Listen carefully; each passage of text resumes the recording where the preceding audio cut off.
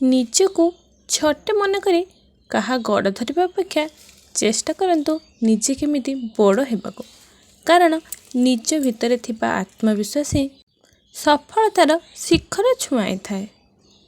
ଧନ ଅର୍ଜନ କରିବାର ଶକ୍ତି ସମସ୍ତଙ୍କ ପାଖରେ ଥାଏ। ପୁଣ୍ୟ ଅର୍ଜନ କରିବାର ଶକ୍ତି ଈଶ୍ୱର କେବଳ ଭାଗ୍ୟବାନ ଲୋକଙ୍କୁ ଦେଇଥାନ୍ତି। ସେଥିପାଇଁ କୁହାଯାଏ ଧନ କେବଳ ଶେଷ ନିଶ୍ୱାସ ଯାଏ ସାଥ ଦିଏ, କିନ୍ତୁ ପୁଣ୍ୟ ମୃତ୍ୟୁ ପରେ ମଧ୍ୟ ସାଥିରେ ଥାଏ।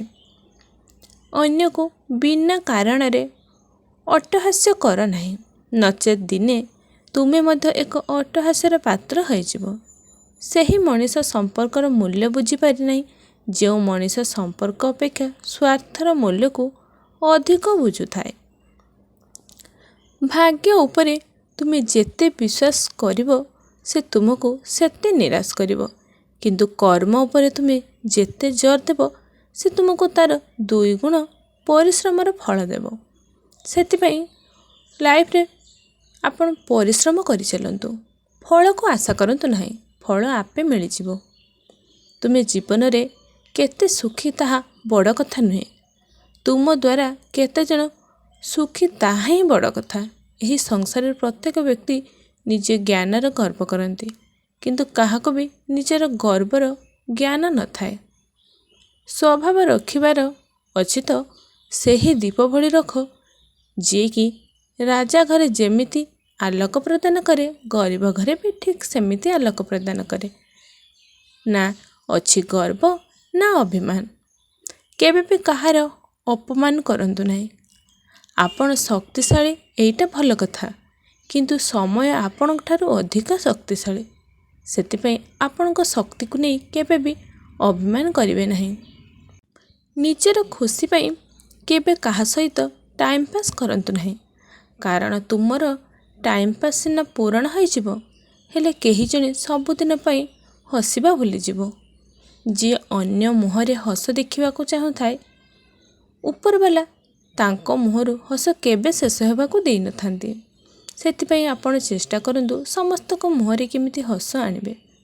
ସମ୍ପର୍କକୁ ସମ୍ମାନ ଦେଲେ ହିଁ ଆପଣ ସମ୍ମାନ ପାଇବେ, ନହେଲେ ଏମିତି ଏକ ଦିନ ଆସିବ ସମ୍ପର୍କ ତ ଥିବ କିନ୍ତୁ ଆପଣଙ୍କର କେହି ନଥିବେ।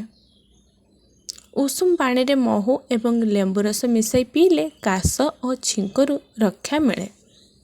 ଉଷୁମ କ୍ଷୀରରେ 1 ଚାମଚ ହଳଦୀ ମିଶାଇ ପିଇଲେ କାଶ ଓ ଛିଙ୍କ ଦୂର ହୋଇଥାଏ। ଶୋଇଲା ବେଳେ କାଶ ଓ ଛିଙ୍କ ହେଲେ ମୁଣ୍ଡ ତଳେ କିଛି ଦେଇ ଶୋଇଲେ କିଛି ପରିମାଣରେ କମିଯାଇଥାଏ।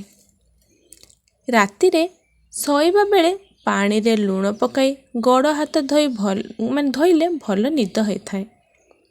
ଠାକୁର ଘରେ ଦୀପ ପ୍ରଜ୍ୱଳନ କରିବା ସମୟରେ ଘିଅ ଦୀପରେ ଧଳା ରଙ୍ଗର ସଳିତା ଏବଂ ତେଲ ଦୀପରେ ଲାଲ ରଙ୍ଗର ସଳିତା ଜଳାଇବା ଉଚିତ।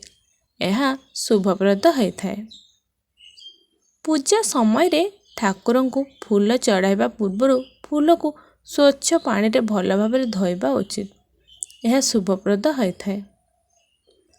ଠାକୁର ଘରେ କେବେ ବି ଶୁଖି ଯାଇଥିବା ଫୁଲ, ମଉଳି ଯାଇଥିବା ଫୁଲ କିମ୍ବା ଠାକୁରଙ୍କ ଠାରେ ଚଢ଼ା ଯାଇଥିବା ଫୁଲ ରଖିବା ଅନୁଚିତ। ଏହାଦ୍ୱାରା ମଙ୍ଗଳ ଦୋଷ ଦେଖାଦେବା ସହିତ ବୈବାହିକ ଜୀବନରେ ସମସ୍ୟା ଦେଖା ଦେଇଥାଏ। ସନ୍ଧ୍ୟା ସମୟରେ କେବେ ବି ଗଛରୁ ଫୁଲ ତୋଳିବା ଉଚିତ ନୁହେଁ, କିମ୍ବା ସନ୍ଧ୍ୟାରେ ଠାକୁରଙ୍କ ପୂଜା କରିବା ସମୟରେ ଠାକୁରଙ୍କୁ ପୁଷ୍ପ ଅର୍ପଣ କରାଯାଇନଥାଏ। ପ୍ରତ୍ୟେକ ଦିନ ଗାଧୋଇବା ସମୟରେ ପାଣିରେ କିଛି ଫିଟିକିରି ମିଶାଇ ଗାଧୋଇବା ଦ୍ୱାରା ଶୁଭ ହୋଇଥାଏ ଏବଂ ସ୍ଥିତିରେ ସୁଧାର ଆସିଥାଏ।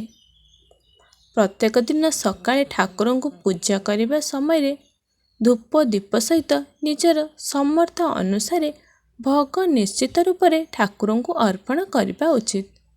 ଏହା ଅତ୍ୟନ୍ତ କଲ୍ୟାଣକାରୀ ହୋଇଥାଏ। ରବିବାର ଦିନ କେବେ ବି ଘରର ପୁରୁଣା ଝାଡ଼ୁକୁ ବାହାରେ ଫୋପାଡ଼ିବା ଉଚିତ ନୁହେଁ। ଏହା ଅଶୁଭ ହୋଇଥାଏ ଏବଂ କଳହ ଦେଖାଦେବା ସହିତ ଧନହାନିର ସମ୍ଭାବନା ରହିଥାଏ। ରବିବାର ଦିନ ଗାଈକୁ ରୁଟି ଏବଂ ଗୁଡ଼ ଖୁଆଇବା ଦ୍ୱାରା ଅତ୍ୟନ୍ତ ମଙ୍ଗଳକାରୀ ହୋଇଥାଏ। ଏବଂ ଘର ଧନ ଧାନ୍ୟରେ ପରିପୂର୍ଣ୍ଣ ହୋଇଥାଏ। ମାତୃଜାତୀୟ ନାରୀ, ଦେଶ ସେବିକା, ପର ଉପକାରିଣୀ, ସନ୍ତାନଜାତ କରିଥିବା ନାରୀ, ଗୁରୁଜନଙ୍କ ସ୍ତ୍ରୀ, ଭଉଣୀ, ଖୁଡ଼ୀ, ମାଉସୀ ଓ ବିଧବା ନାରୀଙ୍କ ସହ ଶାରୀରିକ ସମ୍ପର୍କ ରଖିବା ଅନୁଚିତ, ନଚେତ୍ ବ୍ରହ୍ମ ହତ୍ୟା ସହ ଲାଗିଥାଏ ଏବଂ ପରଜନ୍ମରେ ନର୍କ ଭୋଗ କରି ନିଚ ଜନିରେ ଜନ୍ମ ହୁଏ ଏବଂ ଆୟୁଷ ଥାଉ ଥାଉ ମୃତ୍ୟୁବରଣ କରିଥାଏ।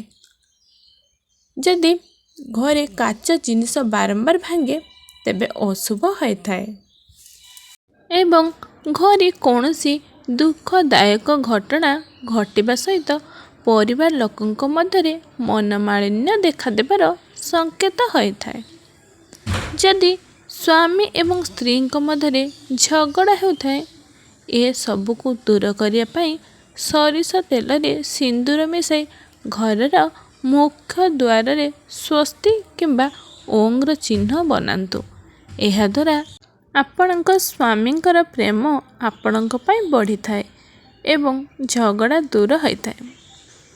ଯଦି ମଣିଷକୁ ଏକା ସାଙ୍ଗରେ 3ଟି ରୋଗ ହେବାର ଦେଖାଯାଏ, ତେବେ ତାହା ମଧ୍ୟ ମଣିଷ ଜୀବନର ଶେଷ ମୁହୂର୍ତ୍ତ ହୋଇଥାଏ। ତେବେ ସେହି ରୋଗଗୁଡ଼ିକ ହେଉଛି କଫ, ପିତ୍ତ ଏବଂ ବାତ। ଏହି 3ଟି ରୋଗ ଏକା ସାଙ୍ଗରେ ଯେଉଁ ମଣିଷ ପାଖରେ ଦେଖାଯାଏ, ତାଙ୍କ ଆୟୁଷ ବହୁତ କମ୍ ବୋଲି ଜାଣିନେବେ। କୌଣସି ମନ୍ଦିରକୁ ଗଲେ ସର୍ବପ୍ରଥମେ ସେ ମନ୍ଦିରରେ ଥିବା ଭଗବାନଙ୍କ ବାହନକୁ ପ୍ରଣାମ କରନ୍ତୁ। ତାପରେ ଘଣ୍ଟି ବଜାନ୍ତୁ ଏବଂ ଏହାପରେ ଗର୍ଭଗୃହକୁ ପ୍ରବେଶ କରନ୍ତୁ। ଏହା କରିବା ଦ୍ୱାରା ଭଗବାନଙ୍କ ଦର୍ଶନରେ ସିଦ୍ଧି ପ୍ରାପ୍ତ ହୋଇଥାଏ।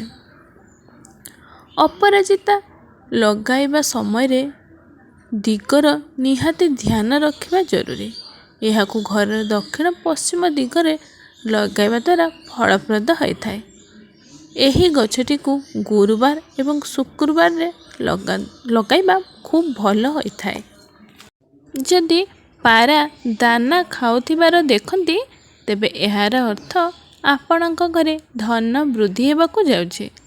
ତେବେ ଛାତ ଉପରେ ପାରାକୁ ଖାଇବାକୁ ଦେବା ପରିବର୍ତ୍ତେ ବାଲକୋନି କିମ୍ବା ଅଗଣାରେ ଖାଦ୍ୟ ଏବଂ ପାଣି ଦିଅନ୍ତୁ। ଏହାଦ୍ୱାରା ବୁଧ ଗ୍ରହ ମଜବୁତ ହୋଇଥାନ୍ତି। ଗାଧୁଆ ଘର ସବୁବେଳେ ସଫାସୁତୁରା ରଖିବା ଉଚିତ। କେବେ ବି ଅଳିଆ ଆବର୍ଜନା କରିବା ଉଚିତ ନୁହେଁ। ଏହା ଅମଙ୍ଗଳକାରୀ ହେବା ସହିତ ରାହୁ ଏବଂ କେତୁ ଏବଂ ଶନିଙ୍କ ଖରାପ ପ୍ରଭାବ ପଡ଼ି ସୁଖ ସମୃଦ୍ଧି କମ୍ ହୋଇଥାଏ। ବାସ୍ତୁ ଅନୁସାରେ କେବେ ବି ଫଟା ଏବଂ ମଇଳା ହୋଇଥିବା କପଡ଼ା ପିନ୍ଧିବା ଉଚିତ ନୁହେଁ। ଏହାଦ୍ୱାରା ଦରିଦ୍ରତା ଦେଖା ଦେଇଥାଏ। ତେଣୁ ଗାଧୋଇବା ପରେ ସଫା ସୁତୁରା କପଡ଼ା ପିନ୍ଧିବା ଦ୍ୱାରା ଶୁଭ ଏବଂ ମଙ୍ଗଳକାରୀ ହୋଇଥାଏ।